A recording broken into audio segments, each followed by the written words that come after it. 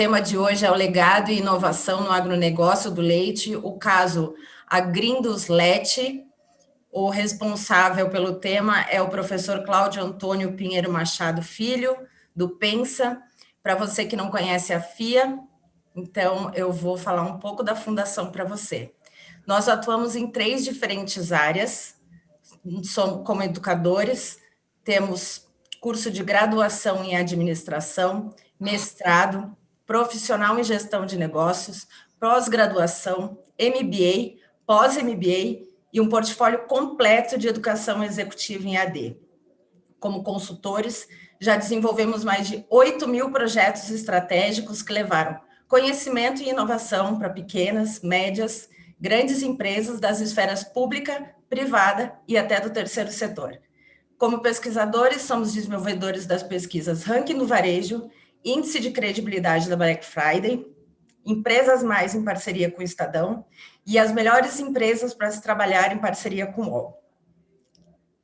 Nós somos mais do que uma escola de negócios, nós somos graduação, pós-graduação, mestrado, MBA, consultoria, pesquisa, e isso faz a diferença. Não sei bem qual é a dinâmica do pessoal hoje, mas normalmente temos 1 hora de explanação e depois você pode usar o campo Q&A no seu painel de controle para fazer uma interação com os palestrantes e deixar a sua pergunta. Então, um bom evento a todos.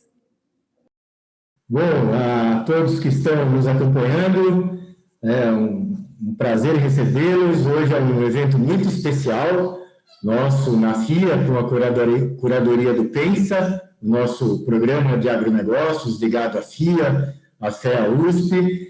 E hoje nós temos a honra, o prazer aqui de ter a discussão de estudo de caso da Agrindos. É um estudo de caso que, por coincidência, aliás, não por coincidência, o Pensa fez um trabalho há quase 30 anos atrás, né, Roberto?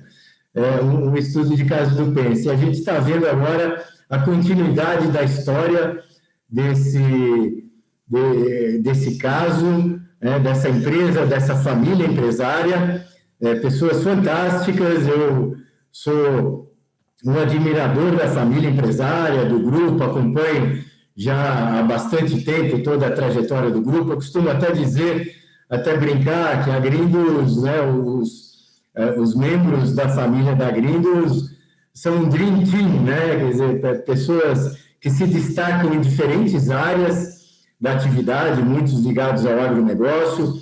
O Roberto Janck aqui é o atual CEO do grupo, representa a 3ª geração dentro da trajetória da família empresária.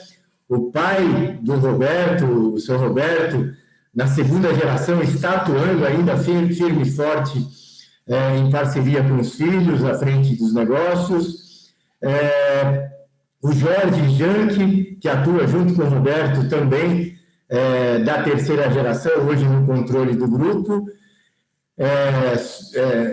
Membros da família que faziam parte também da composição societária, o Marco Janck, que dispensa apresentações, é um dos principais nomes, um dos principais profissionais do agronegócio brasileiro atualmente, e o Fernando Janck, que é um consultor, um conselheiro de empresas com uma atuação muito intensa dentro do agronegócio. E, além disso, nós temos hoje a chegada da 4ª geração, que estão hoje aqui representadas pela Diana e pela Thaís, que vão comentar aqui com a gente também a sequência de como a gente pode esperar a trajetória da continuidade desse legado tão bonito. Então, o nosso tema de hoje, o estudo de caso da Agrindos, eu vou já passar rapidamente a palavra para o Roberto, mas para quem está nos acompanhando, para os profissionais, para os empresários, executivos que nos acompanham, para os alunos do nosso MBA em agronegócio, que também nos acompanham aqui, depois poderão assistir esse evento, traz uma série de ingredientes muito interessantes para o debate muito rico. A gente está falando de uma família empresária muito tradicional dentro do agronegócio, que sempre zelou pela eficiência na área produtiva, à frente das atividades do agronegócio, principalmente dentro do agronegócio do leite. E nós temos todo um debate também em torno da condução desse legado, da transição desse legado ao longo das gerações. O grupo passou por uma reorganização societária, passa por uma reorganização da sua estrutura organizacional, a entrada da quarta geração compartilhando o processo decisório hoje dentro do grupo, elementos de marketing que hoje fazem parte das ações, das decisões do grupo, o tema da inovação, inovação de produto, inovação na área de marketing também, enfim, vários temas aí que permeiam toda essa discussão muito rica aqui, que passa por governança, por gestão, por estratégia, e eu tenho certeza que será um debate muito proveitoso.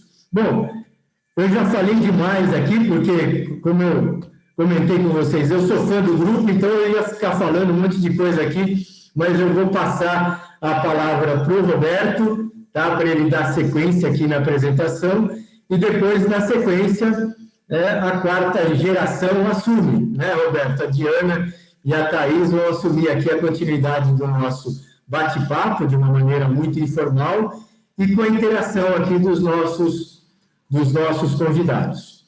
Roberto, por favor, assuma aí o controle. Oi, Cláudio, muito obrigado, boa noite a todos que nos ouvem, me ouvem bem, né?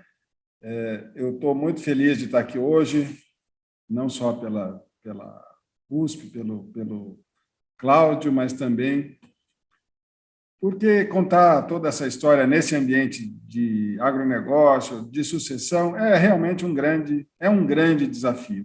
E nós, aqui na nossa última reestruturação, pudemos contar com o apoio do Cláudio, que fez um trabalho fantástico de intermediação. Então, nós somos também muito gratos ao Cláudio por tudo que aconteceu e pela forma como as coisas acabaram se desenrolando, né? Achamos que o caso é interessante porque foi um caso de sucesso, né? E o agronegócio, as fazendas em geral, a produção primária em geral, tem um enorme desafio porque, ao lado do negócio em si, né, tem um capital, que é um capital, às vezes, muito visível para parte das pessoas que não querem fazer parte mais da operação. E quando a gente compara isso com indústrias ou com comércio e tal, né, que a indústria sem o negócio ela vira uma sucata e os negócios terciários, os escritórios, viram salas vazias, né? Então, o negócio tem muito mais valor do que o patrimônio. No caso da fazenda, o patrimônio compete com o negócio. Então, ele pode sofrer muito mais dificuldade na sua perpetuação do seu negócio do que negócios em outros setores, negócios urbanos. E o que nos leva a pensar que isso é muito importante quando a gente fala em produção de alimento é que trabalhos de uma vida inteira, às vezes, são perdidos por conta da geração que não soube fazer esse processo de transição, né? Então, essa é uma preocupação sempre muito constante para nós. Nós vamos falar bastante sobre ela hoje. Então, eu estou aqui hoje na Agrindos junto com meu irmão Jorge, né? Nós somos os sócios da Agrindos atualmente, e a Agrindos é uma empresa que vem lá de 1945, na sua fundação, já começou como pecuária, sempre ligada à agroindústria, quer dizer, a gente tentando intensificar a produção por hectare, tentando também adicionar valor à marca e aos negócios em si, com verticalização. Eu vou contar, então, um pouco do que a gente faz e quais são os conceitos que a gente usou esse tempo todo. Ao lado disso, falar um pouco, então, do processo de reestruturação societária, e depois eu passo para as meninas que entraram no negócio mais recentemente, com uma fórmula que foi muito interessante, especialmente porque elas vieram adicionando valor ao nosso negócio, além da porteira da fazenda. Então, elas não entraram para dividir aqui conosco nada, elas entraram para adicionar. E essa fórmula, então, foi bastante interessante. Eu vou começar aqui uma apresentação. Primeiro, então, falar um pouco da empresa, do que a gente faz, de como que as coisas se desenrolaram.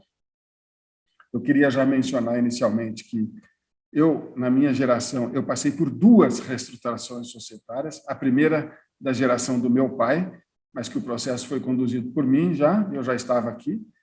E agora a segunda, que também contamos com a participação do Cláudio. Então, eu tenho uma bagagem de 2 reestruturações societárias numa empresa de 75 anos de idade, e a empresa, então, continua suas atividades. A Grindos hoje era uma empresa que tinha 2.000 hectares, hoje nós temos 1.000 hectares aqui no interior do estado de São Paulo. Temos um faturamento de aproximadamente R$50 mil por hectare, então, com 2.000 hectares, é um faturamento um pouco superior a 100 milhões por ano, é um faturamento bastante intensivo por hectare, considerando que é pecuária com agricultura de transformação, né? Aí estou considerando também as áreas de reserva e tudo isso. Nós estamos todos outorgados aqui, todas as nossas águas, todo o processo é absolutamente dentro da legalidade.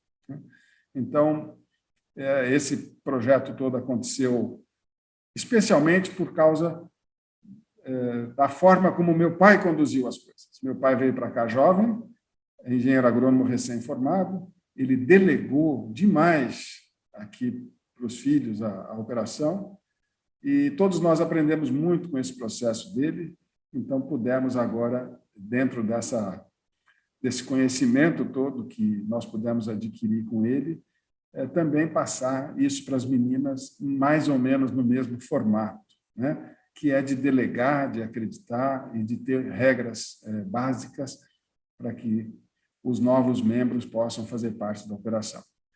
Então, só para depois dessa introdução, eu então começaria aqui com a minha apresentação. Diana, por favor.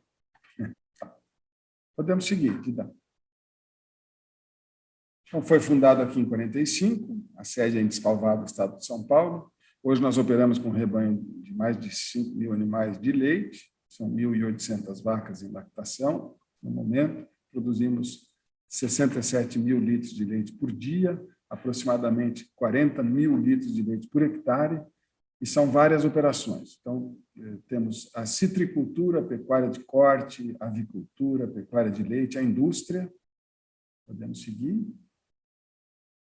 Então, a citricultura, que para nós é bastante importante, porque a primeira âncora que a gente precisa ter dentro de uma operação como a nossa de pecuária é a âncora cambial. Nós não temos hedge cambial. O leite é vendido no mercado doméstico em reais. Todos os nossos custos da operação de leite são em dólares ou dolarizados.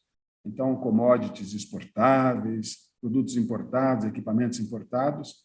Então, o nosso custo de produção de leite é em dólares e a nossa contrato de venda em reais para o mercado doméstico. A citricultura é quase tão intensiva quanto o leite, mas o contrato de venda da laranja é em dólares, porque ela é toda para exportação, e os custos da laranja, a maior parte deles, são reais, porque, principalmente, colheita e frete são os custos principais.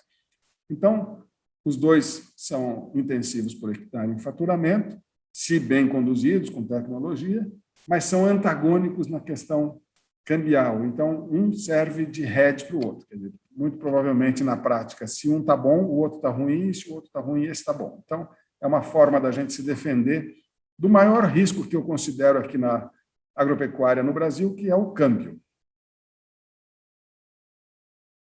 A pecuária de corte ela tem 2 funções. Uma é aproveitamento de áreas que não servem para plantio e também como reserva de valor da operação. Uma outra característica da pecuária de corte é a integração que a gente pode fazer utilizando fêmeas de corte como receptoras de embriões de alto padrão genético, o confinamento na época do inverno, quando a gente tem a operação agrícola mais tranquila, então tem tecnologia, tem equipamento disponível para uma operação de confinamento de boi, a facilidade de fazer comida e de diluir o custo de produção de comida com 2 operações, mas especialmente como uma reserva de valor de um produto não perecível, lembrando que os nossos produtos são altamente perecíveis, tanto o leite quanto a laranja. E a pecuária de leite é o que nós vamos conversar mais, que é a nossa operação principal, né? Aqui, então, eu mostro os ativos biológicos que a gente tem. A gente tem rebanho, tem áreas de reserva legal, tem áreas de produção agrícola para produzir alimentos, e a gente tem uma infinidade de oportunidades para fazer com esses ativos, né? Uma operação de campo, uma operação extensiva, uma operação intensiva em pastagens, com irrigação, ou produção de alimentos com o rebanho fechado e tal. Então, aí entra a questão já conceitual da empresa. Nós podemos seguir mais um, Dida. E nós optamos por um sistema altamente intensivo, que usasse muito bem os recursos naturais, que são finitos para a humanidade, especialmente a água e a terra. Então, nós produzimos agricultura intensivamente para fazer forragem para o rebanho. O rebanho está confinado. Esse rebanho a gente coleta água de chuva, coleta todos os efluentes, faz isso retornar para a terra, a parcela líquida e a parcela sólida desses efluentes, de uma forma que a gente cria um círculo virtuoso desses nutrientes, né, que são muito ricos, e aí a gente consiga, então, produzir leite, produzir genética, e adicionar valor também com genética, depois verticalizar a nossa produção, então adicionar valor junto com a marca, né? Então, tentando intensificar sempre o faturamento por hectare, com uma produção bastante intensiva. Aqui é a criação de bezerras, onde começa a produção do animal, né, que a gente produz aqui na fazenda. Podemos seguir. Novilhas, depois novilhas que podem ser direcionadas para venda ou podem ser direcionadas para o projeto de produção. Então, hoje, com uma série de ferramentas aí da reprodução, como provas genômicas, sêmen-sexado, fertilização in vitro. Então, replicar um rebanho desse jeito, nesse formato hoje, ficou muito mais fácil do que há 20 anos. Podemos seguir. Aqui, então, uma instalação fechada, que à primeira vista pode ser uma instalação muito industrial demais para a pecuária, mas essa vaca, o que ela precisa é de conforto, especialmente conforto térmico, ela precisa de rotina, ela precisa de conforto para deitar. A vaca que está bem, que está confortável, é a vaca que está deitada, ruminando. A vaca costuma ficar 14, 15 horas por dia deitada, ruminando o que ela comeu, ela é um ruminante, comida disponível, né? Água limpa, ambiente limpo e captação de todos os efluentes. Esse é uma imagem que mostra, talvez, uma das situações com a menor pegada de carbono por unidade produzida, o menor impacto ambiental possível. Eu comento isso porque essa imagem é muito diferente daquele pasto com as vacas deitadas lá na sombra de uma árvore, com uma mata atrás e com um riacho, que normalmente é colocada pela mídia como a imagem ideal do equilíbrio, e, na realidade, aquilo tem um custo ambiental altíssimo. Usa mal a água, usa mal a terra, produz muito mais gás de efeito estufa por unidade produzida. Então, a gente vem seguindo um conceito aqui, que é o conceito do alimento fresco, pouco processado e muito rapidamente entregue na casa do consumidor. Então, é voltando às origens, para o alimento realmente fresco, do dia, e que imediatamente entregue. Esse conceito lá fora, na Europa, nos Estados Unidos, é muito conhecido como local produced for local families. Quer dizer, sempre, quanto mais próximo do consumidor, menor a pegada de carbono, mais fresco o produto e com menor pegada de carbono por unidade produzida, usando muito bem os recursos naturais. Essa é também uma imagem que a gente gosta muito de ver, as vacas deitadas, ruminando, num confinamento, com uma semiclimatização, né, de ambiente, com aspersão, com ventilação, e as vacas que estão em pé estão comendo, né? A vaca é um animal de rotina, então, quanto mais rotina na vida dela, mais contente ela fica. Depois, as vacas vão todas para uma ordenha, uma sala de ordenha, bastante tecnológica, com informação eletrônica, para retirar o equipamento eletronicamente, enfim, para a gente reunir tudo e aí sai todo o leite por uma tubulação só, e esse leite vai ser direcionado, então, para a indústria ou para a venda aqui, como leite cru, né? Podemos seguir? A rastreabilidade Esse é um mapa de posicionamento das vacas no local de ordenha. Cada ponto desse é uma vaca, na posição certa, com o horário descrito embaixo. Essa palavra, rastreabilidade, para nós é das coisas mais importantes que nos diferenciam de outras indústrias de leite. Nós temos rastreabilidade sobre todos os processos. Então, desde a semente que foi comprada, das bezerras que foram criadas, as forragens que foram produzidas, e depois como tudo isso aconteceu até chegar o leite envasado diretamente ao consumidor. Então, nós conseguimos fazer produtos para nicho de mercado, conseguimos segregar leite, conseguimos especialmente colocar certificações no nosso processo, e essas certificações sempre têm a ver com um processo de rastreabilidade, de terceira parte, né, que vai dar autenticidade para o que nós fazemos. Então, esse é o grande diferencial de uma empresa verticalizada que faz o seu produto com rastreabilidade. Diferente de grandes indústrias que compram leite e podem fazer uma segmentação a partir do momento que o produto chegou na indústria, mas não tem nenhum controle sobre a origem desse produto. Então, nós vamos ver aqui, depois, com as nossas certificações, que é isso que nos diferencia de outras empresas. Podemos seguir. Bom, aqui na questão ambiental, o que a gente gostaria de mostrar, quer dizer, as vacas saem 3 vezes por dia desse local para a ordenha, né? E aí a gente quer que ela encontre a cama limpa, o corredor limpo, comida e água disponíveis no ambiente semi-climatizado. Bom, essa captação de todos esses efluentes é o ponto mais importante, porque uma operação dessa, com quase 5.000 animais, gera muitos efluentes, né? Pode ser um agente poluidor muito importante. Então, se a gente conseguir captar tudo isso, separar tudo isso, compostar matéria orgânica, fertirrigar a parcela líquida, fazendo reuso de tudo que foi produzido aqui, toda essa poluição vira fertilizante, vira nutriente e pode criar um círculo virtuoso. É o que fazemos aqui com relação ao impacto ambiental. Então, toda a matéria sólida é separada em peneiras estáticas, com prensas, e vão para um sistema de compostagem. Essa compostagem depois vai ser distribuída nas terras agrícolas, nas terras de laranja, né? Carbono junto com matéria orgânica, fazendo compostagem de alta qualidade. Então, isso aqui é uma distribuição de material sólido, lembrando, para quem não é do ramo, que a agricultura de uma operação pecuária, ela retira todo o carbono do solo, porque numa operação de agricultura tradicional, as pessoas colhem o grão de milho, de soja, de trigo, do que seja, e deixam a palha. Então, o carbono fica no solo, e aí se faz uma técnica conhecida como plantio direto na palha. O produtor de pecuária, ele precisa da forragem, então ele usa o carbono na operação como forragem. A terra fica exposta.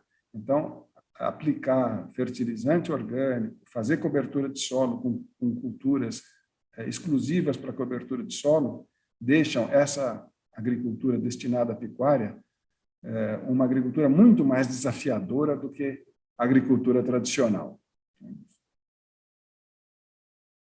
Então, isso é o que acontece. A gente corta o milho, por exemplo, para silagem e a terra fica exposta, né? Aqui está a lavoura ainda a ser cortada, aqui está cortado. Então, isso é apenas para explicar o desafio que é fazer agricultura de alto potencial numa operação pecuária. Depois, toda essa silagem que é produzida, que é o principal alimento das vacas quando vai para os silos, né? E ela é compactada e conservada por fermentação, né? Apenas para demonstrar. E aí a parte importante, que é a fertirrigação. Então, são áreas irrigadas, mas especialmente irrigadas com a parcela líquida do esterco gerado. Então, esse nutriente, a maioria desse capim que está plantado embaixo de pivôs centrais, ele vive da nutrição que foi produzida pelas próprias vacas e a parcela líquida dos efluentes que foram gerados na operação de leite. Então, isso retorna para as vacas na forma de alimento, depois retorna para as lavouras na forma de nutrientes orgânicos, né? E tudo isso, então, cria esse círculo virtuoso. Essa é uma outra parte importante, é um capim tropical, também fertirrigado. Essa área vive há mais de 20 anos sem nenhum tipo de adubação sintética, somente com fertilizante orgânico das vacas e fertirrigação, então mostrando um ciclo muito bacana de produção de matéria seca por hectare, que vai virar forragem de alta qualidade para as vacas, produzidas pela própria vaca, utilizando muito bem o espaço disponível, a terra disponível, né, ao longo do ano. Depois a gente completa, então, a mistura nesse ambiente que a gente chama de cozinha, onde cada ingrediente aqui entra dentro de um vagão misturador, a gente faz as dietas, né, de uma forma completamente misturada e serve, então, para cada grupo de animais. Aqui, então, só para falar um pouquinho de números, essa é a produtividade da fazenda. O azul, que a gente lê pela escala do lado esquerdo, ela saiu aqui de uma base 100, que seria 1979, né, 40 anos atrás, e chegou aqui a 900%. Esse ano de 2020 chegou a 1.000%. Então, a fazenda cresceu 1.000% nesse período, né, na sua produção total. Depois, no vermelho que a gente lê aqui do lado direito, é a produtividade por hectare, que vinha numa produtividade tradicional aqui de 2, 3, 4, 5 mil litros por hectare, e depois do ano 2000 foi lá 10, 15, 20 mil litros, e chegou aqui nesse gráfico, em 2019, a 40 mil litros de leite por hectare. Para se ter uma ideia, a produção média do Brasil é 1.700 litros por hectare. Nós temos 22 milhões de hectares, produzindo 34 bilhões de litros de leite. Se o Brasil produzisse 17 mil litros por hectare, ao invés de 1.700, né, não estou aqui nem falando dos 40 mil aqui, se produzisse 10 vezes mais, o Brasil precisaria de 2 milhões de hectares para produzir o mesmo leite que produz hoje, e nós entregaríamos 20 milhões de hectares de terras abertas, próximas dos grandes centros, sem precisar derrubar nenhuma árvore. Nós entregaríamos para outras culturas, para outras produções, para contribuir com o uso eficiente dos recursos naturais que a humanidade vai ter que decidir como tocar, nesse contexto, nessa equação que a gente tem para o futuro, que é população crescente e terra e água estáticas. Esse é um gráfico econômico. Então, uma coisa muito importante das vacas e dos bois e dos frangos e tudo é o que se chama de conversão alimentar. Então, nessa linha roxa que a gente vê aqui, a gente tem o custo alimentar dos animais de toda a operação. Esse custo, que são toneladas de dieta, de ração, de forragens, a gente traduz aqui pelo preço do dia das rações numa linha econômica, né, que está sendo lida aqui do lado esquerdo. Então, a gente percebe como ela vem de uma forma estável, e depois aqui, quando chega perto de meados de 2020, a gente vê esse grande crescimento na linha roxa, que é o que está acontecendo no mundo aí, com os preços do milho e soja que dobraram em dólares, né? E depois a gente tem a situação do câmbio aqui no Brasil, que extrapolou mais essa conta ainda, então deixou uma situação bastante insustentável no mercado de rações. O leite tem um agravante, que ele participa de todo esse custo em dólares da China, do mundo, e mais o câmbio, mas ele é vendido no mercado doméstico. Então, ele não tem o hedge cambial na exportação, como tem o suíno, o frango e o boi, né? Então, um desafio maior. O azul é o faturamento. Então, é o número de litros de leite do dia vezes o valor do leite. E a gente lê lá no mesmo gráfico. O vermelho é a margem. O que a gente chama de margem é quanto as vacas deixaram, considerando o faturamento de leite, menos o custo de alimentação. Então, chama litros de leite livres do custo de alimentação. E o preto, que a gente lê do outro lado, é uma margem percentual. Então, quando a gente vê lá que tem um número próximo de 60% a 65% ao longo dos anos, a gente, então, pode dizer que 65% da produção das vacas é a margem livre do custo de alimentação. Então, aquilo serve para pagar os outros custos da fazenda, que são os custos fixos, certo? E mais a margem, né? A margem líquida. Então, esse gráfico é muito interessante porque ele traduz em números uma situação que é prática e real em cada fazenda, que é a conversão alimentar, o custo das rações, a produção de leite, o preço do leite, né? E a gente consegue ver nos percentuais, lá, quando os números caem, como é o caso de hoje, né, que a margem percentual caiu bastante quando a gente vê esse preto, mas a gente olhando para o histórico, a gente vê que esse não é o padrão, né? Então, a gente não se desespera, porque sabe que isso vai ter fim, como também teve fim nas outras ocasiões, né? É uma forma da gente analisar aqui, num período bastante extenso, né?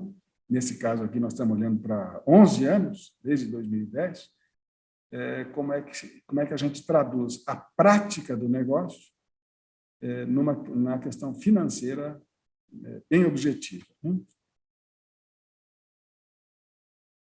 Então, aqui está meu pai no meio, eu e meu irmão, que ficamos aqui na empresa, depois da reestruturação, meu pai está conosco, meu pai é engenheiro agrônomo, formado na Exalc, e hoje responsável ainda por produzir toda a alimentação das vacas, né? Aqui eu reconheço que a gente deve muito a ele todo esse processo, pela tranquilidade dele de como olhar para o futuro, de como delegar, né? Quer dizer, foi realmente um grande exemplo para nós, é um grande exemplo para nós, especialmente também agora na forma como a gente conduz esse futuro junto com as meninas. E aqui uma nova geração, então as minhas filhas são as mais velhas, os filhos do meu irmão ainda são mais jovens, e aqui elas vão contar um pouco mais, mas rapidamente falando, nós sempre incentivamos as meninas, foram criadas para o mundo, quer dizer, a gente pediu sempre para que elas não se restringissem às ciências agrárias, que não pensassem na empresa como negócio, quer dizer, nós fizemos mais ou menos o oposto do que as pessoas fazem, que criam o filho para assumir o negócio. Não, nós criamos para não assumir o negócio, nós queríamos que elas tivessem esse insight delas próprias. E essa foto, ela tem uma coisa simbólica, que são os que estão lá para dentro da porteira da fazenda e as duas que estão para fora da porteira da fazenda, então, adicionando valor ao negócio, com a marca, com a comunicação e com todo o storytelling que elas vão contar para a gente daqui a pouco, e que foi uma coisa muito interessante para a empresa, muito benéfica. Elas vão contar também que nós contamos com a ajuda de um amigo que se tornou aqui nosso parceiro na operação comercial, o Eduardo Eisler, que também tem um trabalho muito importante na formação delas. Também o fato dele não ser da família foi muito importante para que elas tivessem essa segurança e seguissem dentro da empresa, não trabalhando diretamente com a gente, com o pai, com o tio ou com o avô, né? Também foi um processo bastante interessante dessa reformulação. Aqui, então, nós vamos passar para o que acontece depois da porteira da fazenda. Eu passo, então, a palavra aqui para as meninas. Muito bom, Roberto.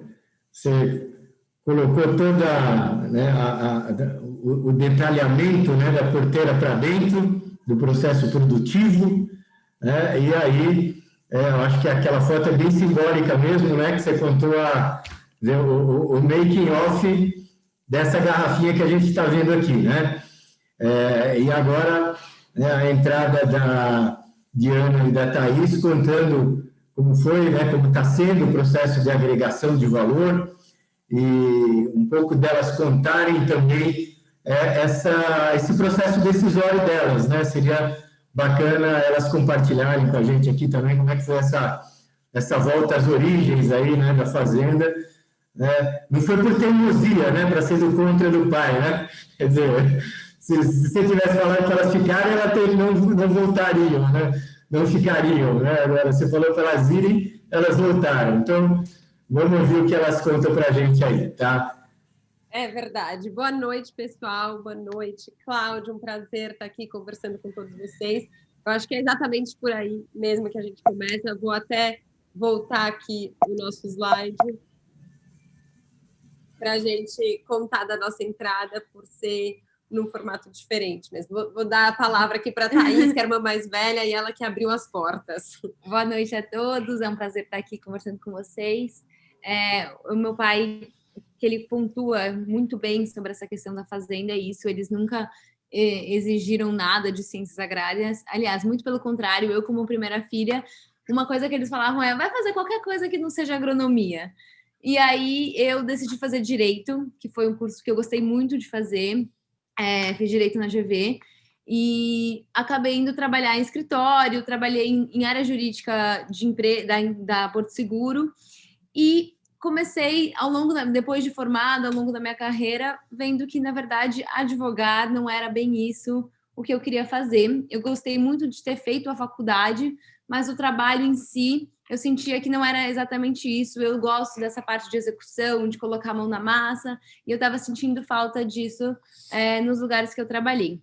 E eu acho que é importante, antes de eu contar essa parte que eu vou contar, frisar que a gente nasceu na fazenda, eu, a Diana e a nossa terceira irmã, que é a Isabela, e a gente sempre acompanhou muito o processo de produção na fazenda, os fins de semana, apesar da gente ter passeio, de visitar, andar a cavalo, tudo isso, sempre foi muito permeado de visitas também, que é teoricamente técnicas, né? Porque meu pai estava sempre trabalhando, mesmo nos fins de semana, mesmo quando a gente ia passear, mesmo quando a gente ia andar a cavalo. Então, a vida na fazenda sempre esteve muito presente para a gente, inclusive essa vida de produção.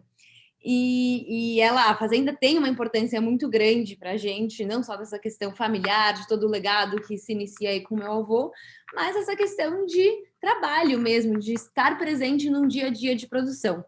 Então, quando eu estava lá, depois de formada, pensando o que eu queria fazer, que não ia ser advogar, eu fui conversar com os meus pais e falei, olha, eu acho que eu queria experimentar trabalhar na fazenda. E meu pai, ele levou um susto, porque ele não estava esperando esse retorno, ele se espantou, se surpreendeu com isso, e ele ele hesitou nesse começo, e quem me deu a maior força foi meu tio Jorge, que está inclusive aí na foto do lado do meu avô, e ele falou, olha, eu acho que você deveria vir sim, inclusive a gente tem na área comercial em São Paulo, a gente está precisando de ajuda, pode vir.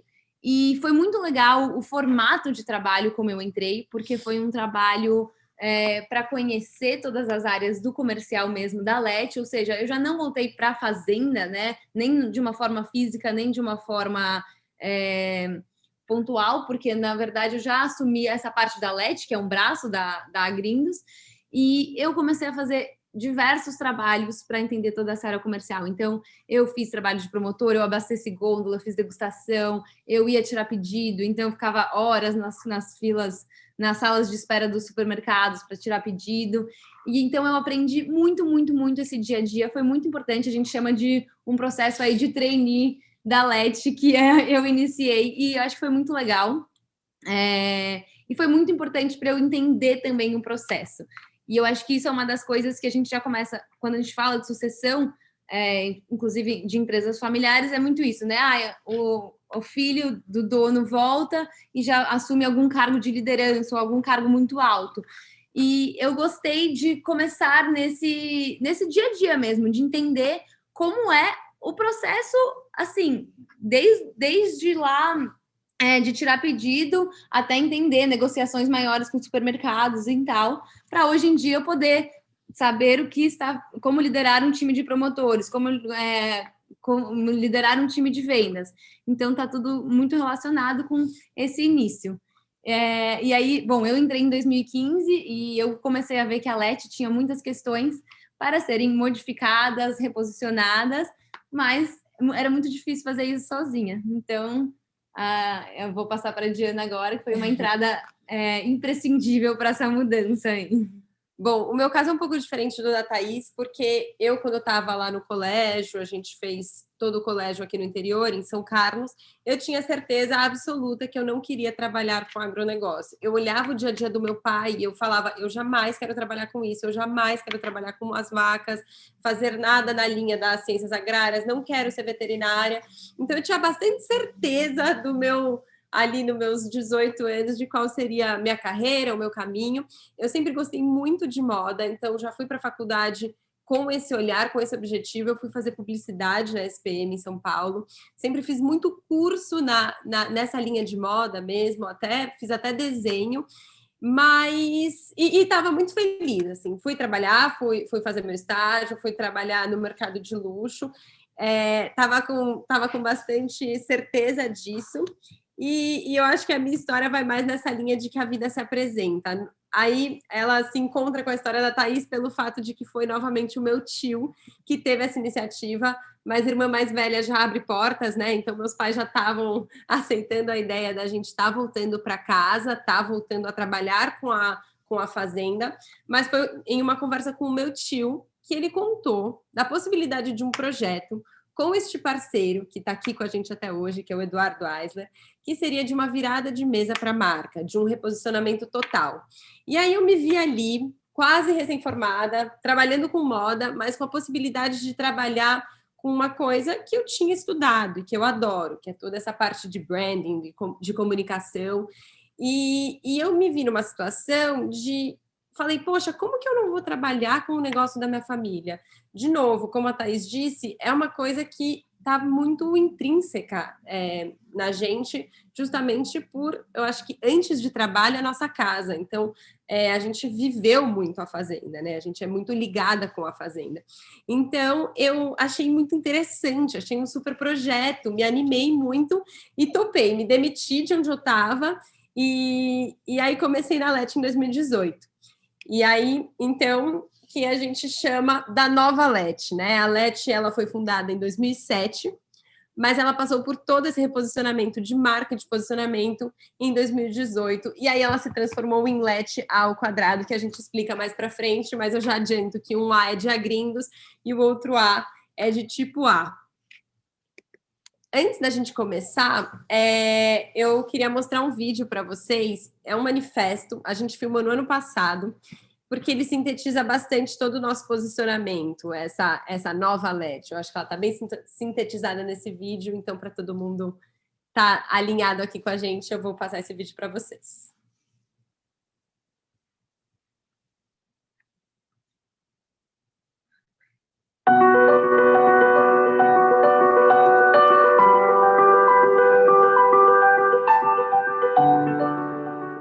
A gente acredita no alimento fresco e em todos os seus benefícios. A gente preza pelo bem-estar dos nossos animais todos os dias. A gente tenta cada vez mais devolver para o meio ambiente o que eles nos oferecem. A gente valoriza todas as pessoas que trabalham todos os dias para entregar o melhor para muitas famílias ao redor do Brasil. A gente respeita a terra e o tempo de produção. A gente trabalha sob demanda, sem estocar, sem desperdiçar e sem explorar. A gente insiste em ser transparente do começo ao fim, do processo à embalagem. A gente cuida com muito amor da nossa história, da nossa fazenda, da nossa casa. A gente agradece por saber que você fez parte do nosso dia a dia e por fazer parte da sua nutrição.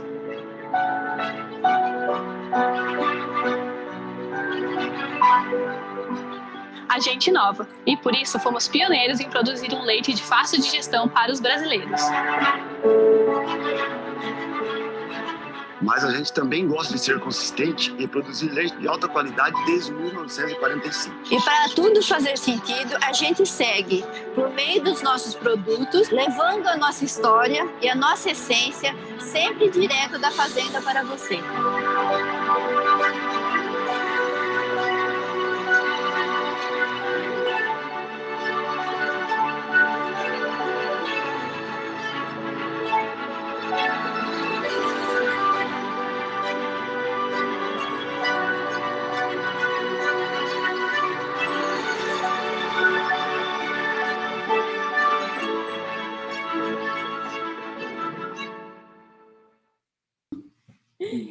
Eu acho que o fator decisivo que o meu pai comentou é o fato da gente somar e não substituir.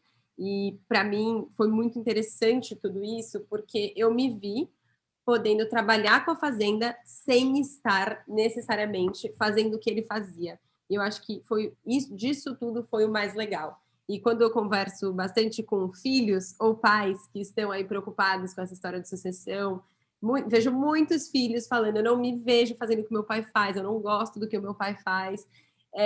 Eu acho que um dos segredos está aí, tá no fato de que a geração atual precisa saber ouvir a geração que vem vindo, saber abrir os braços, e a geração que está vindo precisa saber escutar e ter todo esse cuidado com a geração atual, né? Porque afinal ali já tem todo um caminho traçado, já tem toda uma bagagem feita, mas é saber achar esse meio do caminho, que é o meio do caminho da soma, e eu acho que isso é muito interessante.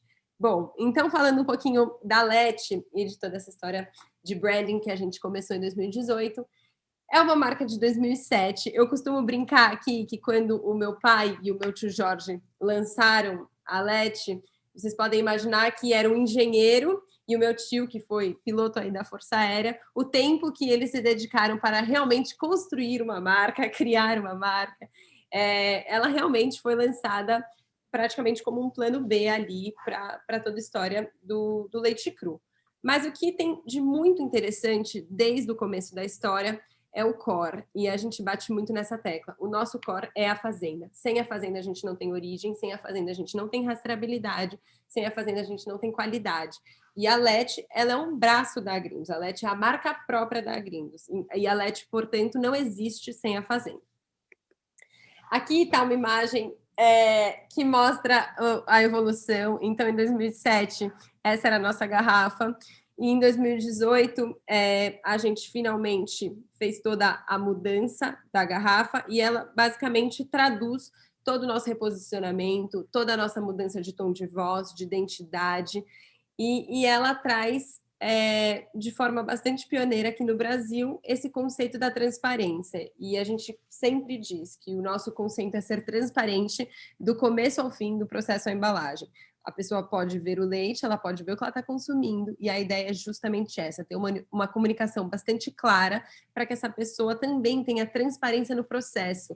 A gente resolveu abrir a porteira da fazenda para que todo consumidor que queira ver o processo, que queira ver onde a vaca está, que queira ver a ordenha, que queira ver os funcionários, ela tenha acesso a isso. Bom, o A2, ele foi uma feliz coincidência que aconteceu em sintonia quando a gente entrou.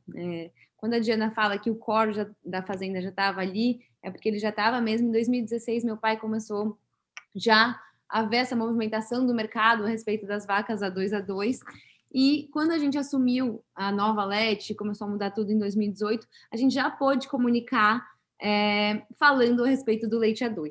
Para explicar um pouco para vocês o que significa tudo isso, é um leite que ele foi, na verdade, o A2 e o A1 são proteínas do leite.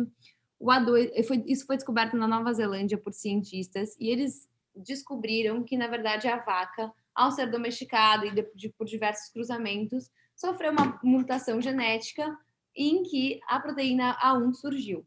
Nos outros mamíferos, inclusive na mulher, é exclusivo apenas a proteína A2.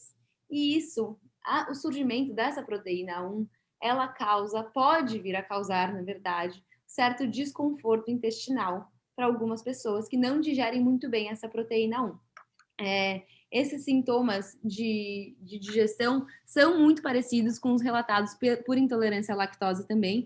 Então, o que a gente vem verificando é que tem gente que acha que, na verdade, é intolerante, mas, na verdade mesmo, é só uma questão de indigestibilidade da proteína 1.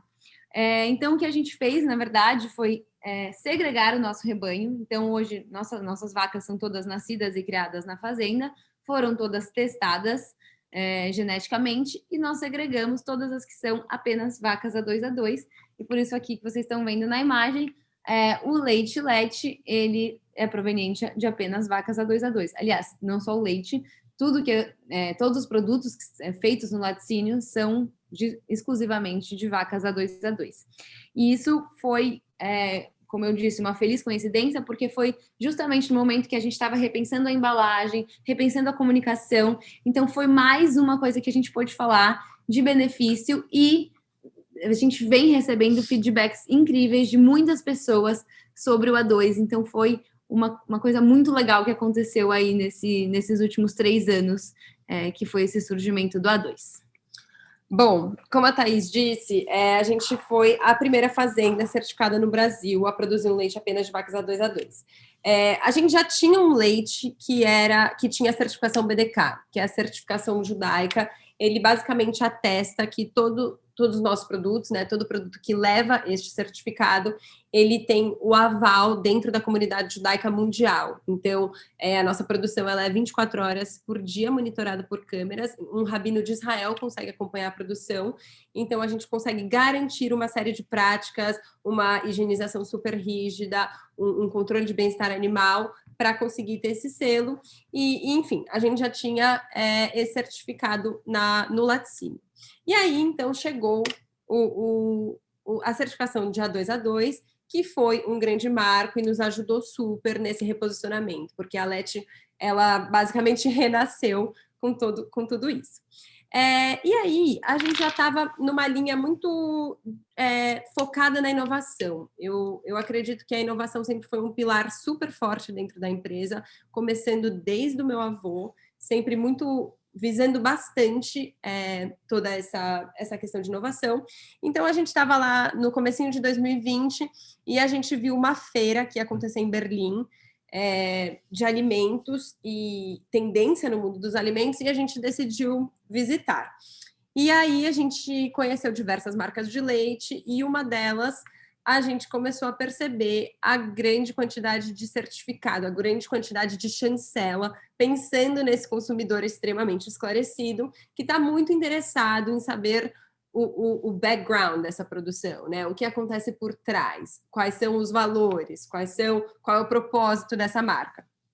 E eram muitos selos, e toda a explicação do selo no próprio rótulo, e aí a gente voltou muito animada e com muitas ideias, e foi aí que a gente também teve uma outra inovação, e fomos pioneiros novamente dentro da categoria de leite, que foi lançar a embalagem sendo o único leite do Brasil com 5 selos certificados estampados no rótulo. Então, o primeiro, como vocês podem ver aqui na foto, é a certificação de vacas A2A2, primeira fazenda, foi um projeto piloto. Depois a gente tem o da Eu Reciclo, que é de logística reversa. Então, a gente paga anualmente para Eu Reciclo, para essa organização, e eles retiram do meio ambiente o equivalente ao que a gente coloca de acordo com o volume vendido das embalagens. Então, eles têm esse trabalho, esse pacto de retirar plástico do meio ambiente. Depois a gente tem o BDK, que é da comunidade judaica, e aí a gente conseguiu também recentemente o de bem-estar animal. Foi muito interessante porque ele basicamente chancelou práticas que a gente já fazia na fazenda desde sempre. O meu pai acredita muito em bem-estar animal, acredita muito em conforto animal, ele sempre disse isso, sempre priorizou isso. E a gente também tem um selo que se chama Selo Verde, que ele garante que todas as nossas práticas são amigáveis tanto para o planeta quanto para a vida que nele habita, e está bastante relacionada à história do ciclo virtuoso. Então, que a gente não precisa colocar mais terra ou mais água, porque o ciclo se fecha e ele se basta. A gente também adicionou recentemente essa história de ser livre de BPA, porque percebemos que nossos consumidores estavam questionando muito isso sobre o plástico, e o PET ele já é naturalmente livre de BPA. Então, foi um grande diferencial que só serviu para chancelar o caminho que a gente estava escolhendo, que era justamente esse, de ser transparente e de ter uma comunicação clara e direta com o nosso consumidor. Falando aqui um pouco dos nossos produtos, toda essa história de inovar na marca e de reposicionar a marca envolveu também esse desenvolvimento de novos produtos e de um novo posicionamento nesse sentido de portfólio. Então, a gente estuda bastante o nosso consumidor, e aí a gente passou a desenvolver também produtos ou bastante diferentes, que não existiam no mercado, como o café com leite, que é um produto super visto na Europa, nos Estados Unidos, mas no Brasil não existe, com leite fresco, e ter essa bebida gelada, pronta para beber. A gente também começou a investir mais numa linha sem açúcar, sem conservante, sem corante, sem estabilizante. Recentemente lançamos também nosso doce de leite, que é sem nenhuma adição de conservante, é basicamente um processo extremamente artesanal. E a nossa manteiga com flor de sal, também sem nada de corante, e de fazer esse processo mais disruptivo mesmo em relação aos outros produtos da categoria no Brasil. Aqui também a gente recebe bastante os questionamentos do que a gente está apostando, toda essa história do A2, com todos os diferenciais, como a gente está pensando aí no marketing da empresa. E antes da pandemia, eu gostava muito de fazer essa história de eventos físicos, como eu disse ali atrás, a fazenda é o core. Então, quando você leva alguém para a fazenda, para ver a origem, para ver a rastreabilidade, você ganha a pessoa naquele momento, sendo transparente. E a gente optava sempre muito por falar com profissionais da saúde, falar com nutricionistas, falar com médicos, porque são quem vão prescrever o alimento. E a gente também tinha muito essa questão de saber, desse profissional, saber explicar o verdadeiro benefício do A2, né? Porque a gente estava lidando com uma questão séria, que era a saúde, porque o A2 não é para quem tem intolerância à lactose detectada de fato. Então, a gente precisa de alguém que saiba prescrever isso, que saiba explicar isso. E nesse momento difícil aí para todo mundo de pandemia, a gente tem apostado muito no digital, eu gosto bastante desse caminho, eu acho que não tem como uma empresa fugir disso hoje em dia. A gente usa bastante Instagram e LinkedIn, e eu gosto muito de trabalhar com influenciadoras nesse sentido, para ampliar toda a divulgação, porque eu acho que sim, o nosso objetivo é market share, mas antes disso a gente também tem um trabalho muito de awareness da marca, né? De conhecimento de marca. E tudo isso está atrelado, desde o reposicionamento, desde o nosso tom de voz, desde a nossa comunicação, desde o nosso design de embalagens e desde do que o produto em si está entregando. Qual é a lista de ingredientes desse produto? Qual é o sabor desse produto? Então, a gente precisa unir tudo isso para se posicionar, da melhor forma perante o nosso target. E aqui embaixo, esse apenas macas A2A2, 100% feito na nossa fazenda de tipo A, como a gente chama carinhosamente de tríade, e que funcionam e podem ser aplicados para literalmente todos os nossos produtos. Então, a gente preza muito por isso, pela origem, pela qualidade, pelo sabor. Também vale ressaltar aqui que todas as nossas garrafas, elas são 100% feitas de PET, que é um material 100% reciclável. Então, além da gente ter a parceria com a Eu Reciclo e ter o selo verde, a gente teve o cuidado de desenvolver as garrafas em PET por ser um material para ser mais fácil reciclado. Bom, e aí foi muito gratificante para nós, sendo mulheres, assumindo um braço da empresa que vem na quarta geração já da empresa, num setor que é predominantemente masculino, ganhar visibilidade com tudo isso e em tudo que a gente vem fazendo. Então, a gente teve muita destaque em mídias organicamente, pelas inovações, pelo reposicionamento da LET, por estar construindo uma marca diferente. Inclusive, o setor de leite, ele vinha numa estabilidade muito grande no que diz respeito à comunicação, a diferenciais, e eu acho que foi muito legal a gente ter tido esse destaque na mídia por trazer certas inovações aí no setor do leite. Eu queria destacar 2 prêmios que a gente recebeu ao longo desses últimos 3 anos. Um foi um prêmio lá no Cubo, no Itaú, um prêmio do Ideas for Milk da Embrapa, que foi um prêmio de inovação, que está relacionado ao leite A2. E o outro, que foi um prêmio muito importante para a gente, foi da Fundação Mafre. A gente foi receber esse prêmio na Espanha, foi inclusive dado pelas mãos da rainha da Espanha.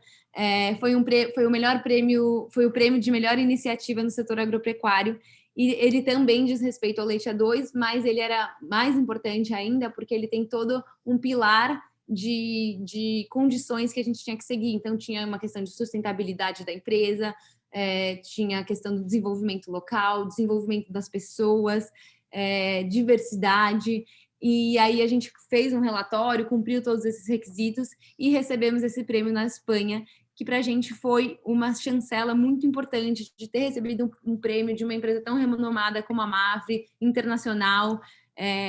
Então, muito gratificante ter esse reconhecimento externo também, de que o trabalho que a gente vem desenvolvendo, nas nossas ideias, de que ele está sendo reconhecido, que está sendo recebendo destaque aí no exterior, né? Não só na parte interna da fazenda, mas também de uma forma externa. E isso, bom, eu e a Diana, na verdade, e o Eduardo também, o nosso objetivo é levar a LET para o consumidor final. Acho que isso é muito importante de falar, porque quando a gente fala porteira para dentro, porteira para fora, tem um significado muito grande que é porteira para dentro é toda essa parte operacional da fazenda, o que meu pai e meu tio sempre fizeram muito bem, meu avô que iniciou com tudo isso, e estar dentro da porteira também está muito relacionado com o reconhecimento na área. Então, toda a parte do agro reconhece muito já a Fazenda Grindos com a sua importância técnica, profissional e tudo isso.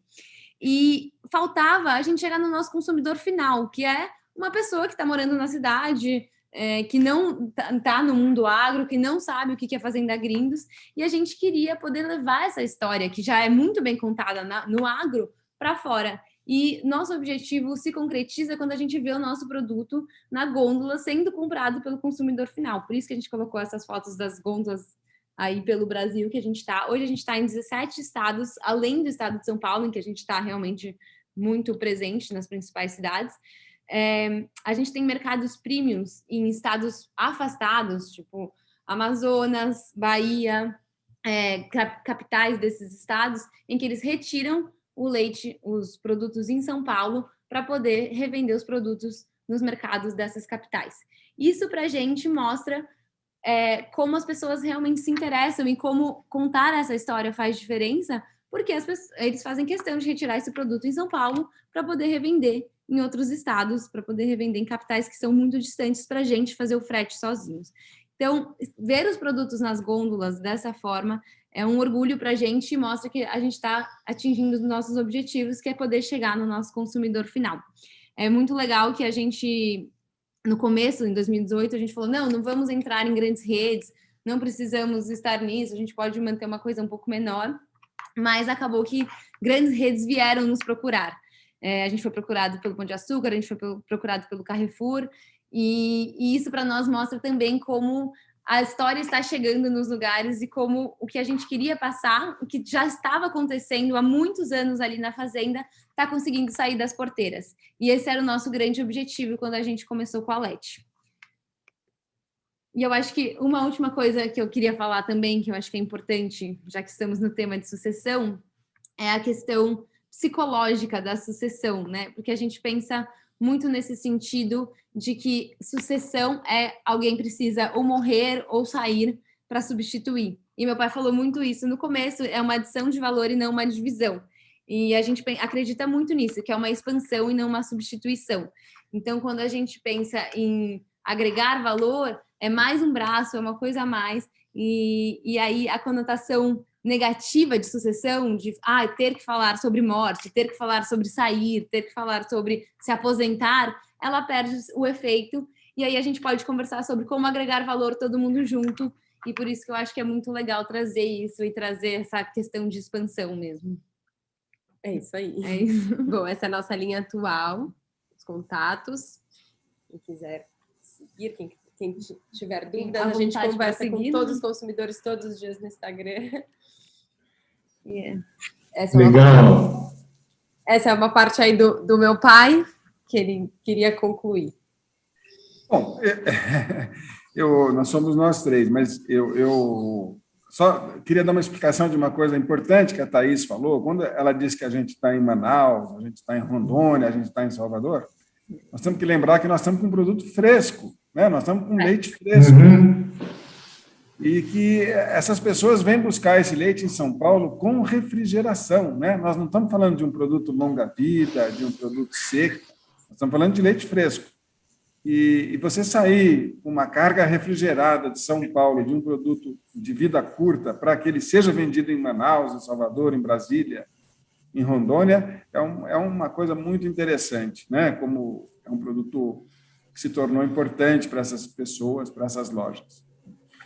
E eu gosto muito de conclusões, né, do que a gente fala, e eu gostaria, então, muito, com relação ao agronegócio em si, eu sempre digo o seguinte: o nosso maior custo é sempre o custo de oportunidade.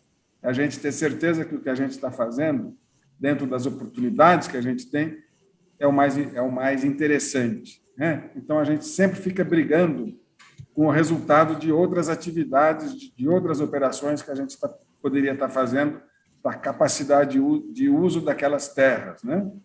Então, acho isso uma coisa importante de dizer. E aí eu acrescentei que, inclusive, na sucessão, né? Porque a sucessão, eu que tenho uma filha advogada, uma filha administradora, uma filha publicitária, né?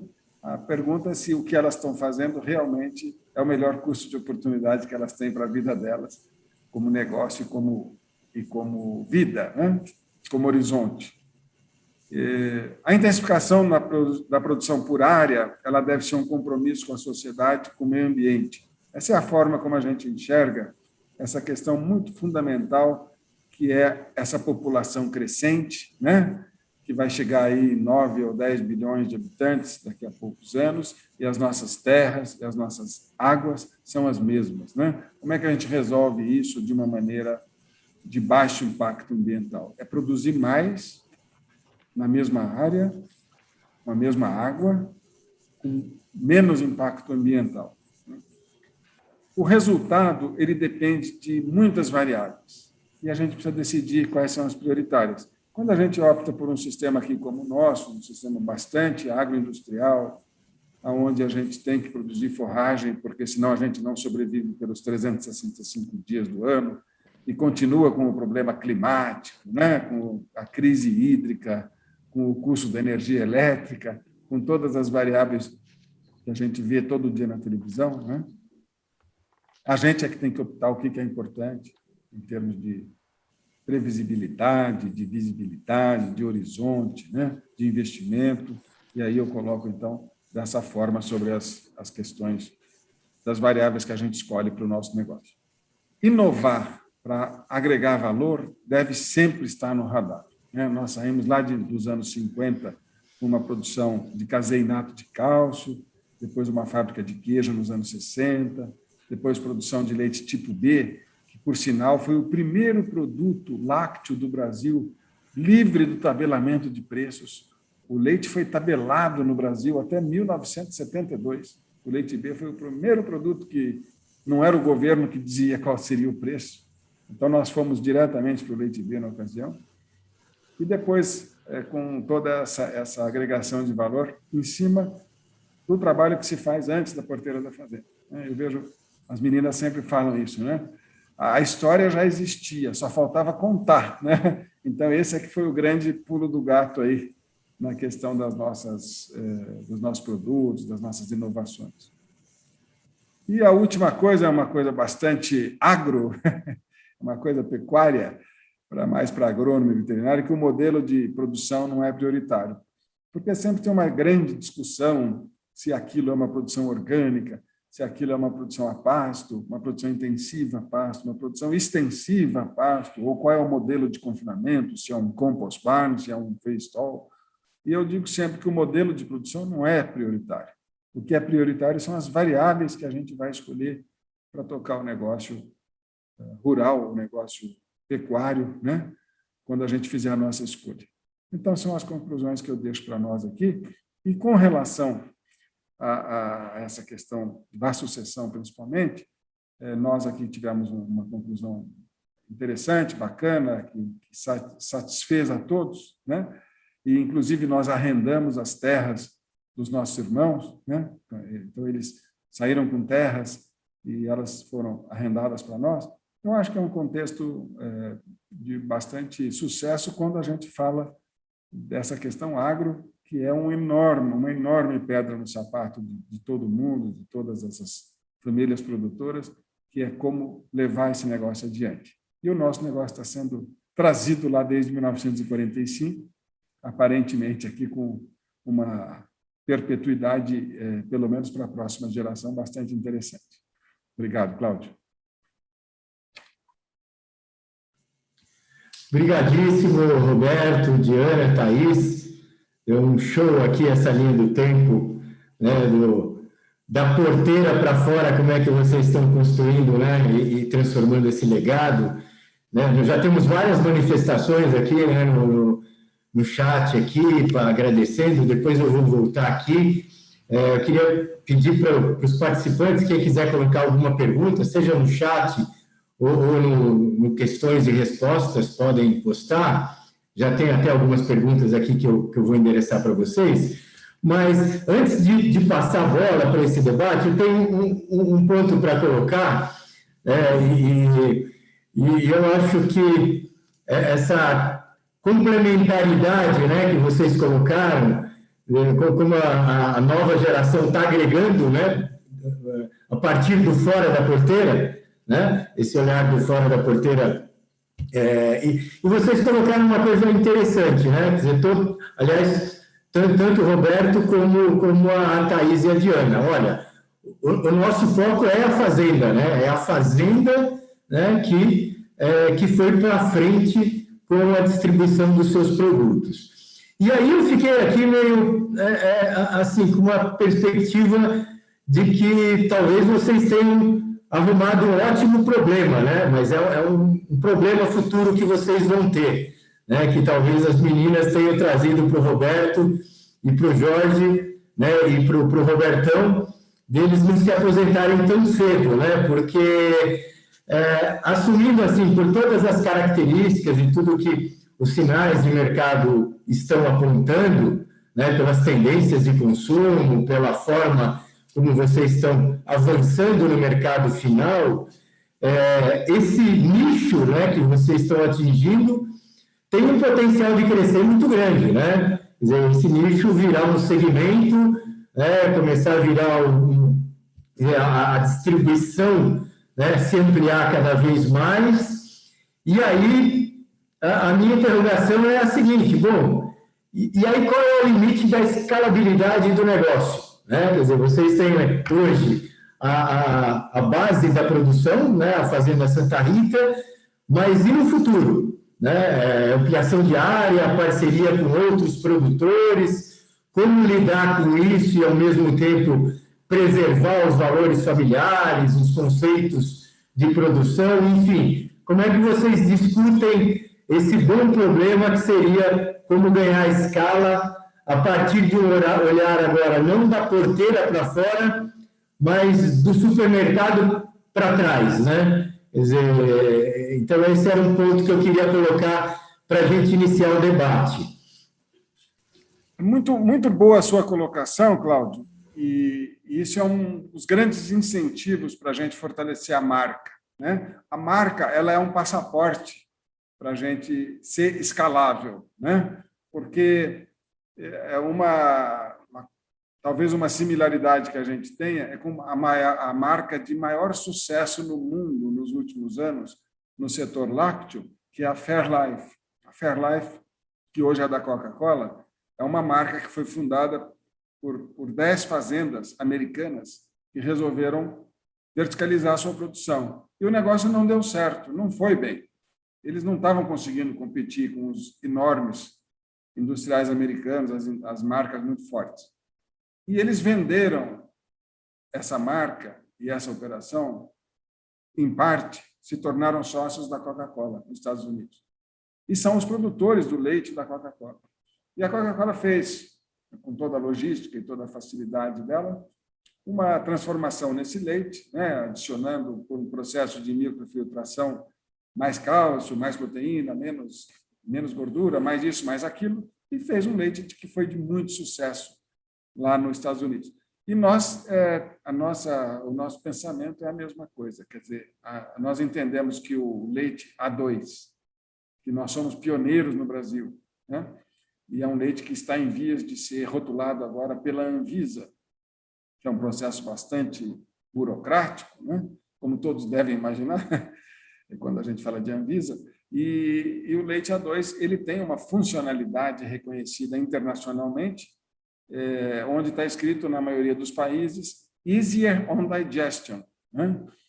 Ou seja, ele é um produto de mais fácil digestão e é um produto onde o leite não pesa, fora que muitas pessoas que têm problema com o BCM7, que é o peptídeo que é formado na digestão da beta-caseína A1, que foi comentado pela Thaís, ele não é apenas do leite, é de todos os produtos. Quer dizer, uma pessoa que tem problema de indigestão ou de digestão incompleta da proteína com leite, também tem com doce de leite, com queijo, com manteiga, com tudo que vai leite.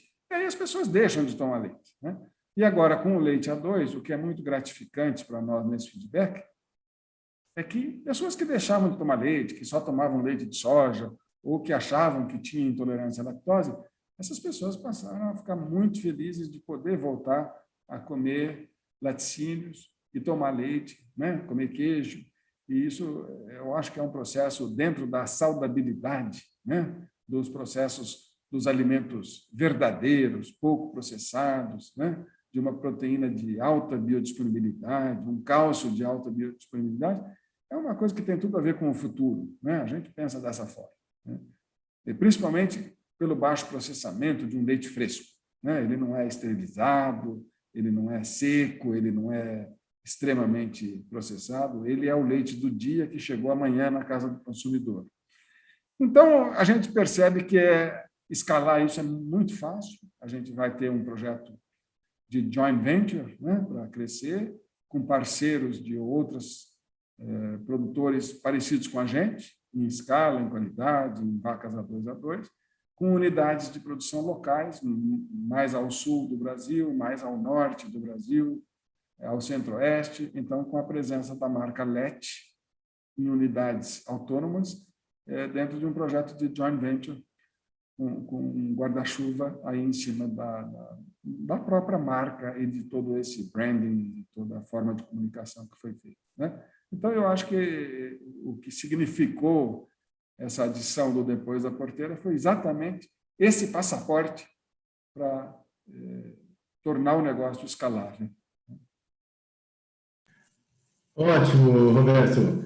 Ou seja, em resumo, vocês vão ter muito trabalho pela frente, né? Pelas perspectivas de crescimento, né? Esperamos que sim. Elas arrumaram mais problemas para você e para o Jorge e para o Robertão. Olha, gente, tem vários comentários aqui já, eu vou só passar rapidamente. Palestra incrível, parabéns a esta família. O Bruno, incrível mesmo, imagina o orgulho desse pai. Sensacional o case, a clareza.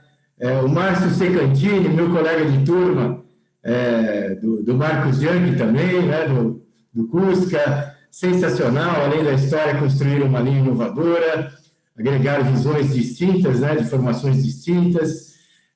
O Roberto Bielavski, um super empresário, controlador do Grupo Haskell, dando parabéns para vocês, uma aula incrível, parabéns pelo trabalho inovador. Enfim, vários comentários aqui e algumas questões também que estão postadas aqui, já que eu queria já colocar para vocês, né? Então, a Camila parabeniza e queria que vocês comentassem um pouco o processo de inovação, né? O desenvolvimento de novos produtos. Uma área interna, parceria para pesquisas, como é que saem os novos produtos com a marca LET, né? Camila, muito obrigada, antes de tudo.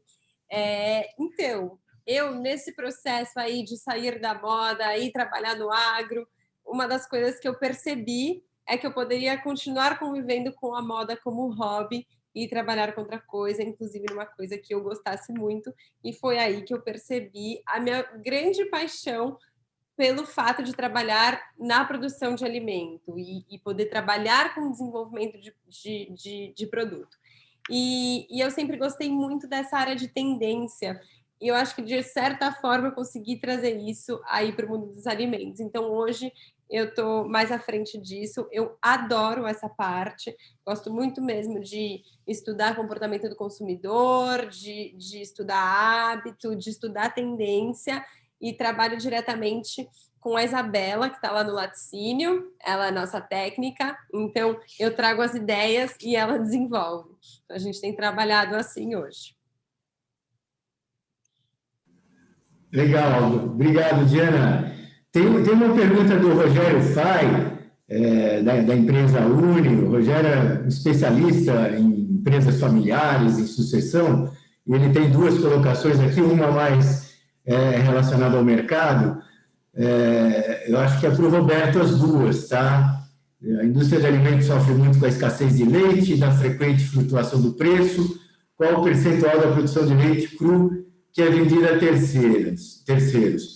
E já na sequência, a segunda, sobre a intenção de contribuir, a Grindos contribuir com outras famílias produtoras aí de um nível menor de renda, de condições, pequenos produtores de leite, né? Enfim.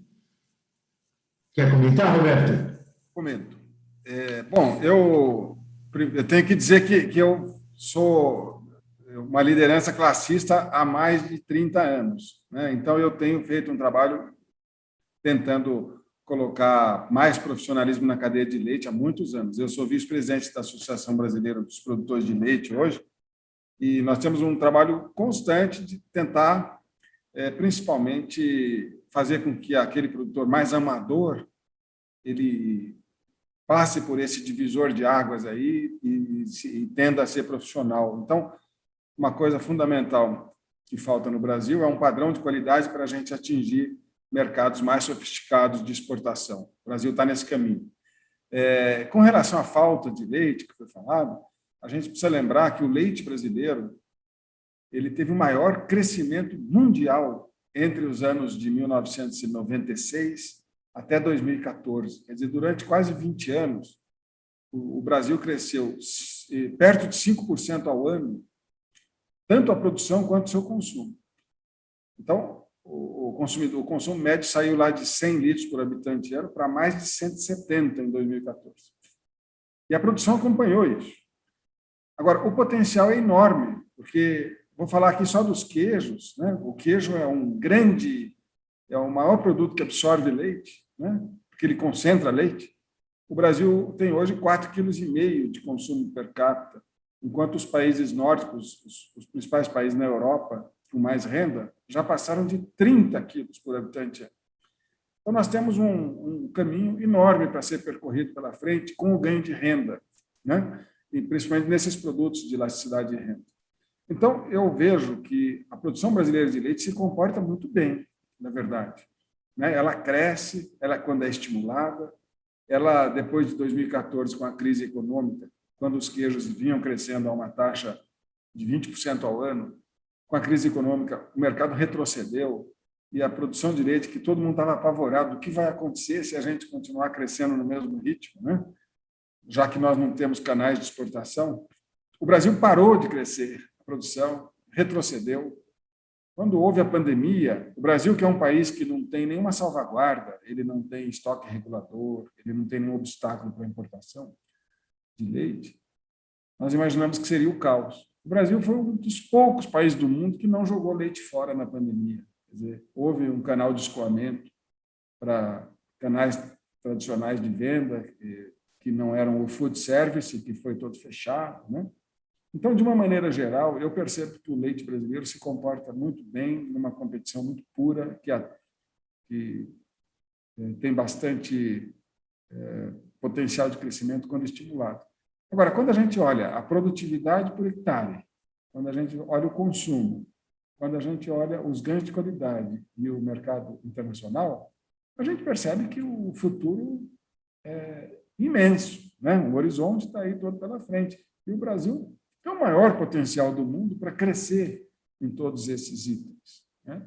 Especialmente na produção, porque a maioria dos países não tem onde crescer. Os países tradicionais, como a Nova Zelândia, Uruguai, Argentina, tem muito pouco a crescer, né? O Brasil cresceu 4 vezes, enquanto a Argentina permaneceu do mesmo tamanho nesse período de 20 anos.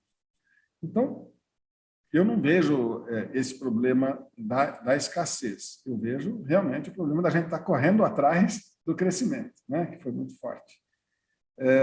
Com relação ao auxílio, a gente tem feito muita coisa em termos de melhorar relações contratuais entre os setores, projetos de marketing institucional para o leite, né? Em vez da gente ficar dizendo qual é a melhor marca, como é que a gente toma espaço dos outros líquidos no estômago do consumidor. Então, eu estou sempre participando de diversos projetos institucionais e de aprendizado. Aqui também, na questão técnica da empresa, nós somos muito ligados em dias de campo, com as universidades, com visitas. Nós recebemos muita gente aqui e estamos sempre ligados em como melhorar o profissionalismo do produtor de leite, né? Lembrando que o processo de exclusão dos produtores é um processo inexorável, né? Nos Estados Unidos, existiam 2,5 milhões de produtores nos anos 50, hoje, menos de 25 mil produtores. E hoje tem 700 fazendas nos Estados Unidos que produzem o mesmo leite do Brasil inteiro. Então, não é difícil a gente olhar para onde nós estamos caminhando, né?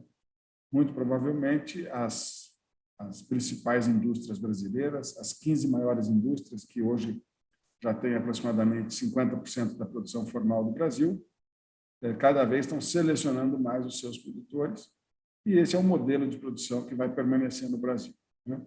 Então, eu acho que a primeira coisa que a gente precisa admitir é que nem todo mundo vai ficar no negócio, né? E este é um momento que nós estamos vivendo de extrema exclusão na pecuária de leite e caminhando rapidamente para profissionalismo. Eu não sei se eu respondi tudo para o Rogério. Obrigado, Roberto. Acho que você colocou claro, sim, o seu ponto. Tem duas questões aqui que estão interligadas, na verdade, e tem a relação com a perecibilidade, né? E duas perguntas interessantes. O Maurício Bueno, é um aluno do nosso MBA em agronegócios, da FIA, né? Coloca o desafio da distribuição de produtos frescos, mantendo a qualidade, né? A distribuição geográfica para outros estados, né? E o prazo de validade dos produtos. E dando os parabéns pela história da Agrindos. E aí eu já engato aqui na sequência também uma pergunta relacionada, que é a do Márcio Secantini, a possibilidade de produção de leite em pó com as características A2, né? Como é que é isso do ponto de vista técnico, enfim. Eu só queria... Vocês vão responder da perecibilidade? Sim. Você quer falar alguma coisa? Não, podem falar. Bom, realmente são todos produtos frescos e eu acho que hoje um grande limitador desses produtos estarem mais pulverizados, da LET estarem em mais lugares, é de fato a logística. Hoje a gente tem parcerias muito boas com transportadoras, temos parceiros logísticos muito bons, mas realmente ela é um limitador. Para a gente conseguir chegar em outro lugar, chegar em um novo estado, por exemplo, Minas Gerais é um estado que a gente gostaria muito de estar, mas ainda é muito difícil, e um dos grandes problemas é essa questão da logística, sim. Os nossos produtos, o leite é o que tem a validade mais curta, ele tem 18 dias de validade. Para um leite fresco, é uma validade grande. Maior do Brasil. Inclusive a maior do Brasil, por conta da qualidade. Mas, se for comparar com os leites de caixinha, é uma validade muito pequena, né? Então, realmente é um produto que ele é feito sob demanda, ou seja, a gente recebe os pedidos na noite anterior e o leite é só produzido no dia seguinte, conforme a demanda, e ele já é envasado e transportado para os centros de distribuição de cada cidade. Então, isso já agiliza muito toda a questão da distribuição, nos ajuda muito também, mas, de fato, hoje a logística é um limitador, sim, nessa questão dos produtos frescos. Você quer complementar com o leite em pó, pai? Posso complementar. Vou responder. Primeiro, queria também mandar um abração aqui para o Márcio. O Márcio, também meu colega agrônomo, ele é acho que da turma de vocês, né, Cláudio? Sim, da nossa turma. Mas o Márcio eu conheço desde o tempo da escola, com o meu irmão. Então, muito bom saber que ele está aqui com a gente. Com relação a essa questão da perecibilidade, é importante dizer o seguinte: quando a gente pasteuriza leite, o que a pasteurização faz é uma redução da carga bacteriana. Então, quanto melhor a qualidade do leite na entrada do pasteurizador, melhor ele vai ser na saída. Quando a gente, então, consegue colocar 18 dias de validade no leite, que é um produto fresco, sem nenhum tipo de aditivo, de estabilizante, de nada, ele é apenas pasteurizado a 75 graus, é porque ele entrou com muita qualidade no pasteurizador. E essa é uma característica do leite A brasileiro. O leite A brasileiro tem uma das legislações mais rígidas do mundo. Então, para se ter uma ideia, o leite A brasileiro, ele aceita, no máximo, 10% da carga bacteriana que a legislação europeia aceita e que a legislação da maioria dos estados norte-americanos aceita. Então, em termos mundiais, o leite A brasileiro realmente está entre os melhores do mundo. Por isso que a gente consegue os 18 dias. Quando a gente fala essa pergunta do Márcio, de produzir o leite em pó com características A2, vou contar um fato muito interessante que aconteceu em 2017. Quando a China começou a crescer muito a sua demanda por leite, os asiáticos passaram a consumir mais leite, e hoje todo o mercado crescente é lá, né? E a China tornou-se o quarto maior produtor de leite do mundo já. Alguém teve uma brilhante ideia de fazer uma fórmula infantil com leite A2. E isso foi o grande impulsionador do leite A2, porque uma coisa singela foi descoberta, que a mãe, quando a criança sai do peito da mãe para fazer uma transição para uma fórmula infantil, que seja a melhor forma, com todas as vitaminas, os minerais, a beta-caseína dessa fórmula infantil tem leite A1. Então, já tem a formação do peptídeo e já tem um problema de digestão. Qual é o reflexo? É cólica. A criança chora à noite, vai parar no pediatra, depois de 2, 3 anos está tomando leite vegetal, leite de soja, ou não está mais tomando leite. Esse tem sido o circuito, né? E quando puseram a beta-caseína A2, fizeram a fórmula infantil com leite A2, o que aconteceu foi que a transição do leite da mãe, que é A2, para uma fórmula infantil A2, e não formava mais o peptídeo, acabou a cólica das crianças. Acabou o choro, a criança foi muito bem com leite, e depois, para os asiáticos, que já tinham um problema maior que os ocidentais na digestão, isso foi fantástico. Isso criou uma associação da Fonterra, que é a maior cooperativa do mundo, com a A2 Milk Corporation, que foi a empresa que criou o leite A2 na Nova Zelândia nos anos 90. Então, e eles passaram a construir fábricas de leite A2 na China. Então, hoje existe uma demanda enorme de importação de leite A2 para a China, e tem demanda aqui no Brasil para exportação de leite A2, tem gente pedindo, porque falta leite A2 no mundo. E existe uma movimentação enorme no mundo inteiro. Vou dar um exemplo aqui do Chile.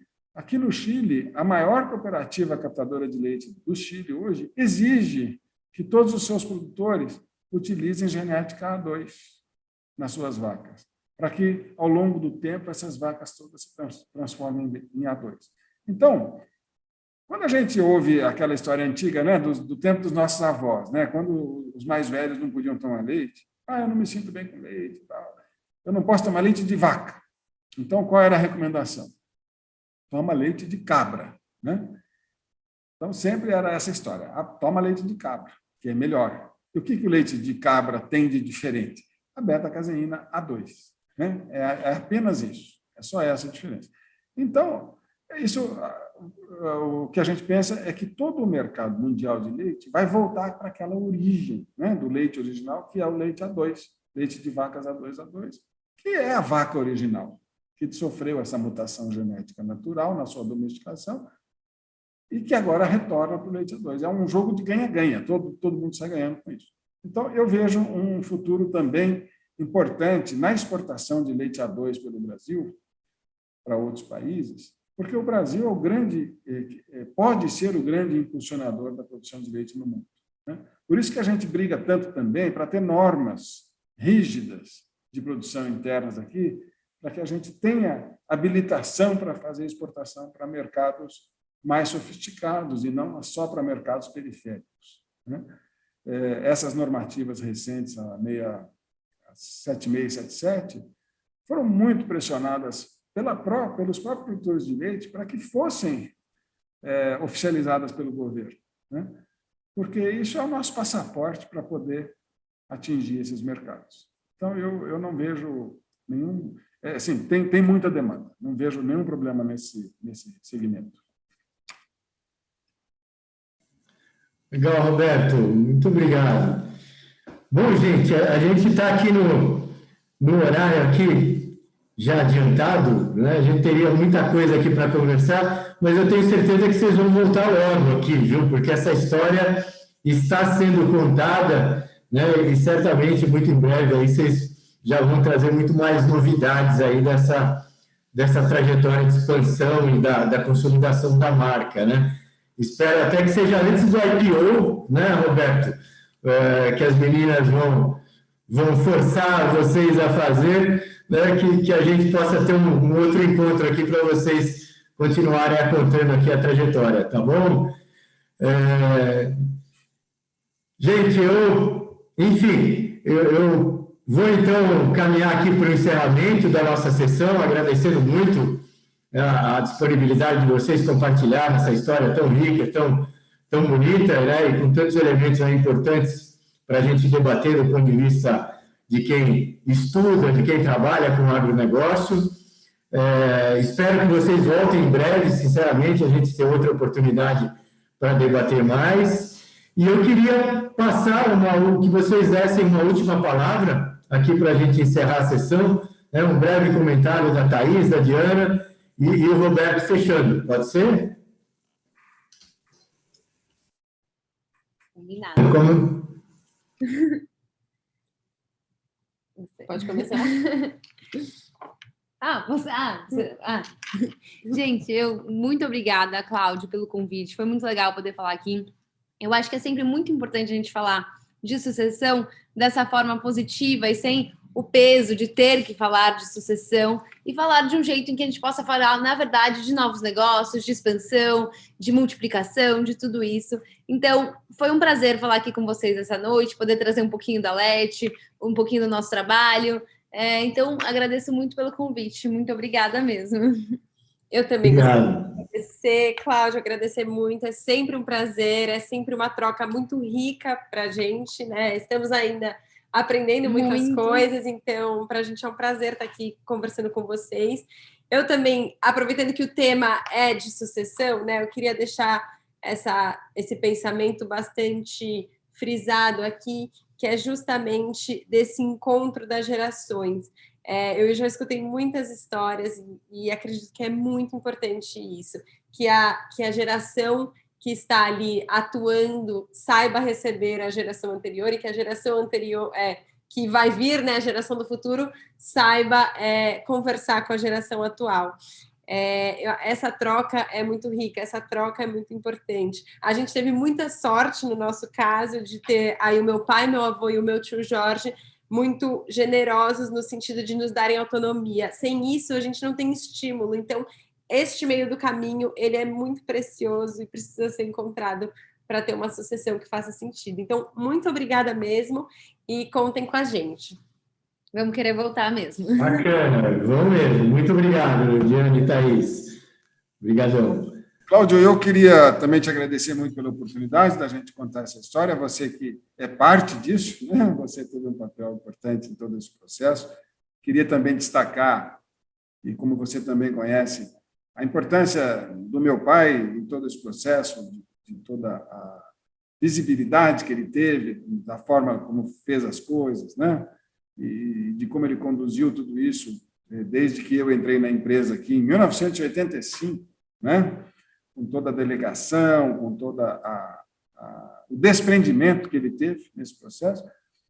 E destacar uma coisa que também acho muito importante, que é como a gente conduziu na minha geração, eu e o Jorge, que somos extremamente alinhados, como você sabe, na condução dos negócios aqui, mas ele muito focado na parte de controladoria, na parte financeira, na parte de previsibilidade, porque realmente a agricultura é um negócio complicado, né? Tem muita paixão envolvida, então você ter alguém que vê os números de uma maneira mais crua, né? Que consegue restringir aí todas essas paixões é uma coisa muito importante, até uma coisa que eu recomendo, sabe? Eu acho fundamental ter alguém que conheça muito bem os números dentro da agropecuária, que tenha sensibilidade para saber todas as questões que são mais subjetivas da produção, de como as coisas acontecem no campo, na pecuária, né? De todas as variáveis que a gente comentou, e que consiga traduzir isso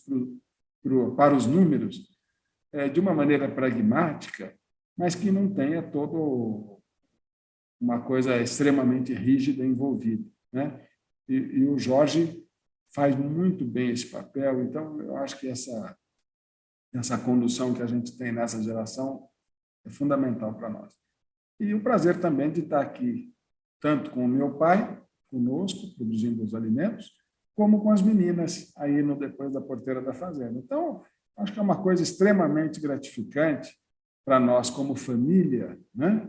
Esse tempo de convivência dessas 3 gerações no mesmo negócio, trabalhando juntos, muitas vezes almoçando juntos, né? Se encontrando muito, como isso, nesse caso, é muito gratificante para todos nós, também como família e não só como negócio. Agradeço muito essa oportunidade. Cláudio, conte sempre com a gente, viu? Um grande abraço. Obrigadíssimo, Roberto. Vocês são um exemplo.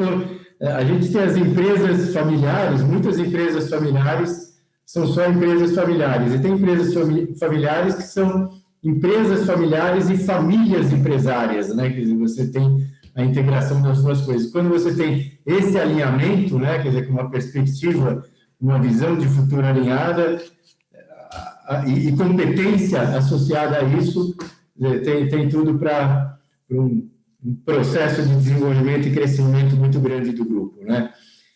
Obrigadíssimo, então, para todos os participantes aqui, para quem fez as perguntas, os comentários, os nossos agradecimentos. Nós vamos depois colocar essa apresentação, vai ficar disponível nos canais da FIA e do Pensa, para quem depois puder compartilhar também com outras pessoas interessadas em acompanhar e assistir esse debate, nós vamos ter essa possibilidade. E um grande abraço. Roberto, leva o meu abraço lá para a família, em especial para o Jorge, para o seu Roberto, o Robertão, né, para a família, para as esposas, para todos, tá bom? Um grande abraço. Obrigado, gente. Boa noite. Obrigada, gente. Boa noite, gente. Muito obrigada.